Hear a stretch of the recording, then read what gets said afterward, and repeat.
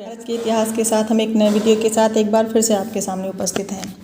तो यहाँ हम दक्षिण भारत के इतिहास के अंतर्गत इसकी जो प्रशासनिक व्यवस्था थी उसके बारे में कुछ प्रश्नों के उत्तरों को देखेंगे। तो यहाँ की प्रशासनिक इकाई में जो राज्य होता था उसे मंडलम कहा जाता था। जो प्रांत होते थे उन्हें नाडु, शहर पुर कहलाते थे। बड़े गाँव पेरूर, छोटे गाँव शिरूर, पुराने गाँव मुदूर और स्थानीय सभा को मनरम कहा जाता था। यहाँ पर पंच सभा का भी उल्लेख मिलता है, जिसके मंत्री जो थे अमेचार कहलाते थे। पुरोहित पुरोहितार, सेनापति सेनापतियार और राजदूत दूतार, गुप्तचर उर्रार कहलाते थे। तो आगे विस्तार से देखते हैं। चेर, चोल, पांड्य तीनों राज्यों में राजतंत्रात्मक व्यवस्था प्रचलित थी। यहाँ राजा का शासन होता था, ऐसा उल्लेख प्रतीत होता था। यहाँ के राजा या कुल वंश से संबंध वयस्क पुरुष ही राजकार्य में भाग लिया करते थे। राजा का पद वंशानुगत होता था, पुरुष ही राजा बनता था। जो राजतंत्रात्मक व्यवस्था थी उसमें जाहिर सी बात है, राजतंत्र का मतलब ही होता है पद का वंशानुगत होना। यहाँ पर पुरुष ही राजा बनते थे, महिला शासिका का उल्लेख नहीं मिलता है। गाँवों में मनरम नाम की संस्था होती थी जो गाँवों से जुड़ी समस्याओं पर विचार करती थी। मनरम जो थी गाँव में जो भी गांव से संबंधित जो समस्याएं होती थी, ये मनरम नाम की संस्था इस पर विचार करती थी और ये बैठक सामान्यतः गांव में किसी पेड़ के नीचे हुआ करती थी। न्याय व्यवस्था का सर्वोच्च अधिकारी राजा होता था। ये सभा की सहायता से न्याय का कार्य देखता था। जो राजा था अपनी जो भी सभा होती थी, यहाँ की जो प्रशासनिक इकाई होती थी, उसी के साथ में न्याय का कार्य देखता था। अकेले कोई कार्य नहीं होता था। सभा में दीवानी व फौजदारी दोनों प्रकार के मुकदमे आते थे। न्याय व्यवस्था का सर्वोच्च अधिकारी राजा होता था। जो भी न्याय व्यवस्था थी ये राजा के अधीन हुआ करता था। सेना का प्रधान सेनापति इनाडी कहलाता था। जो सेना प्रमुख होता था, जो सेना का प्रधान होता था, उसे उनकी भाषा में इनाडी कहा जाता था या सेनापतियार भी कहते थे। उत्तर भारत के समान जैसे उत्तर भारत में व्यवस्था होती थी, वैसे ही दक्षिण के राज्यों में भी चतुरंगिणी सेना, पैदल, रथ, हाथी और घोड़ा रखने की परंपराएं होती थी। उत्तर भारत में चतुरंगिणी सेना की व्यवस्था होती थी, जिसमें जो सेना का जो युद्ध के दौरान सेना का नेतृत्व जो था सेनापति करता था, जिसमें सबसे पहले वो हाथियों को रखता था, फिर घोड़े होते थे, फिर पैदल हुआ करते थे और रथों का एक दूसरी तरफ व्यवस्था होती थी। वैसे ही यहाँ भी व्यवस्था की जाती थी, लेकिन यहाँ एक अलग व्यवस्था थी कि रथ में घोड़ों के स्थान पर बैल लगाए जाते थे। हमारे यहाँ उत्तर भारत में जो रथ में घोड़ों का इस्तेमाल किया जाता, प्रयोग किया जाता था, लेकिन यहाँ पर घोड़ों के स्थान पर बैल लगाए जाते थे। आमदनी का मुख्य स्रोत भूमि कर व व्यापार से प्राप्त होने वाली आय हुआ करती थी। जो राज्य की आमदनी थी ये भूमि से मिलने वाला जो कर था और जो व्यापार से आय होती थी उसका वहाँ से होती थी। और लगान और नगद और विस्तृत दोनों रूपों में लिया जाता था। क्या था? जो लगान था, या तो आप अपनी उपज का कुछ हिस्सा लगान के रूप में दे दिया करते थे, या यहाँ पर भूमि को भी लगान के रूप में ले लिया जाता था।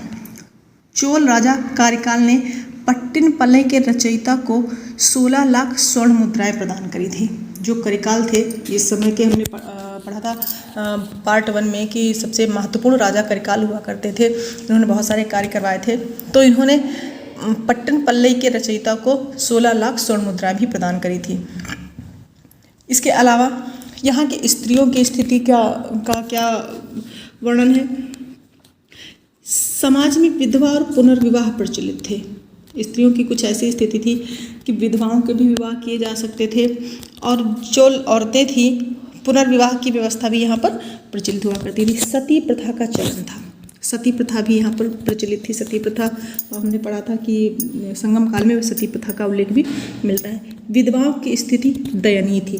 दयनीय का मतलब क्या था? यहाँ पर विधवाओं को बाल कटाना, आभूषण त्यागना या समारोह में भाग न लेना, ये प्रमुख कार्य थे। इनके समय में संगम काल में या कह लें दक्षिण भारत में शाकाहारी व मांसाहार दोनों का उल्लेख मिलता है। यहाँ पर शाकाहारी लोग भी थे और मांसाहारी लोग भी थे। सामाजिक जीवन क्या है यहाँ का?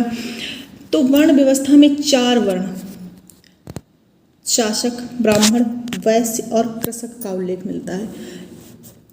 जैसे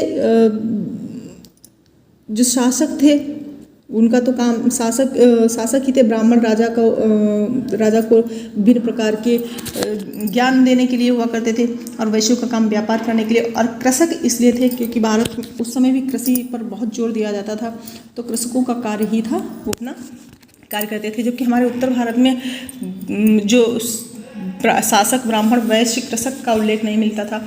यहाँ पर कृषक के स्थान पर शूद्र हुआ करते थे। कृषि में लगे व्यक्ति को बिल्लाल के नाम से जाना जाता था। जो कृषि कार्य करते थे उन्हें बिल्लाल कहा जाता था दक्षिण भारत में। और राज्य की अधिकांश भूमि पर इन्हीं का अधिकार हुआ करता था, बिल्लाल का। इनका प्रमुख बेली कहलाता था। जो कृषि कार्य करने वाले लोग थे उन्हें बिल्लाल कहते थे यहाँ पर। और जो खेती के जो मुखिया हुआ करते थे, जो इन कृषि कार्य करने वालों के जो मुखिया होते थे उन्हें बेली कहा जाता था। बरगद के वृक्ष को देवता का आवास माना जाता था। कुछ ऐसी व्यवस्था थी कि जो बरगद का पेड़ था उसे देवता का आवास माना जाता था। ग्रहण का कारण, जो ग्रहण पड़ता है उसका कारण सांप द्वारा सूर्य चंद्रमा को निगलना माना जाता था। मतलब कुछ ऐसी व्यवस्था थी कि अगर जो ग्रहण पड़ रहे थे तो यहाँ ऐसी मान्यता थी कि सांप ने सूर्य और चंद्रमा को निगल लिया है। एक चीज़ और मिलती है यहाँ पे, कौवे की बोली से अतिथियों और विरहिणी के पतियों के आगमन की सूचना मिलती थी। मतलब जो सामाजिक व्यवस्था थी कि जो कौवा अपने छत पे बोलता है तो यहाँ पे माना जाता था कि कोई अतिथि आने वाला है, या ऐसी स्त्रियाँ जिनके पति बाहर कार्य करने गए हैं वो वापस आने वाले थे। मृतकों के सम्मान में ईंटों की समाधियाँ बनाई जाती थी। ईंटों की समाधियाँ बना दी जाती थी। इस प्रकार की प्रथा हमने अपने क्षेत्रों में भी देखी है कि मृतकों के सम्मान में ईंटों की समाधियाँ बनाई जाती थी। वो चीज़ दक्षिण भारत में संगम काल के समय में देखने को मिली है। आर्थिक व्यवस्था क्या थी यहाँ पे? तो आर्थिक व्यवस्था का मुख्य आधार कृषि और व्यापार थे।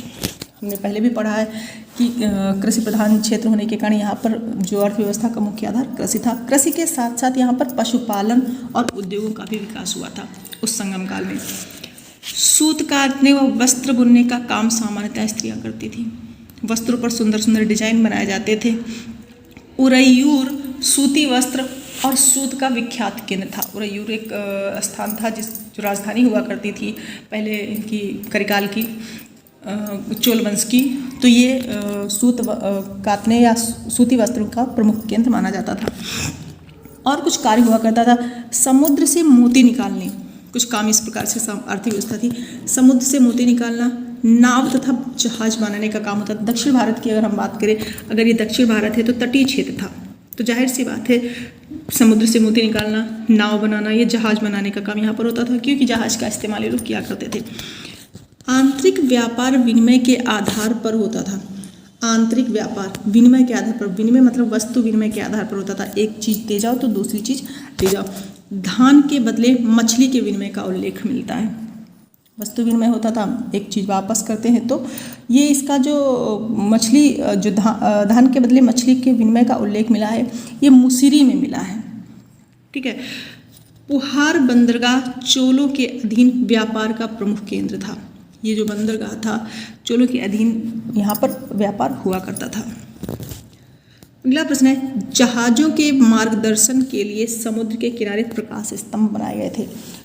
क्या था कि जब जहाज बंदरगाह पर लौटते थे तो उनका मार्गदर्शन होता रहे, इसके लिए समुद्र के किनारे प्रकाश स्तंभ बनाए गए थे, जहाँ से उन्हें रोशनी मिलती थी और पता चलता था कि ये हमारा ही बंदरगाह हुआ करता है। और जहाज़ों पर जानकारी के लिए झंडे लगे रहते थे ताकि दूर से पता चलता था कि किस साम्राज्य का जहाज वापस आ रहा है। धार्मिक प्रभाव क्या था? यहाँ की धार्मिक व्यवस्था के बारे में कुछ पढ़ लेते हैं। यहाँ पर मुर्गुन की पूजा प्रचलित थी दक्षिण भारत में, और मुर्गुन को हम अपने यहाँ कार्तिकेय देवता के नाम से जानते हैं और यहाँ पर मुर्गुन कहा जाता था। पशु बलि की प्रथा प्रचलित थी। यहाँ पशु बलि भी दी जाती थी। देवताओं के लिए निवास के लिए मंदिर बनाए जाते थे। स्त्रियाँ बच्चों के साथ मंदिर में उपासना करने जाती थी। ऐसी धार्मिक व्यवस्था थी यहाँ पर। शिलप्पदिकारम और मणिमेखलाई में जैन व बौद्ध धर्म का उल्लेख मिलता है। शिलप्पदिकारम और मणिमेखलाई तो यहाँ पर साहित्य थे यहाँ के दो, जिनमें जैन व बौद्ध धर्म का उल्लेख मिलता है कि यहाँ पर जैन और बौद्ध धर्म के मानने वालों का भी क्षेत्र हुआ करता था। इसके साथ साथ पशु बलि की प्रथा प्रचलित थी यहाँ पर। ठीक। मणिमेखलाई में सरस्वती पूजा का उल्लेख मिलता है।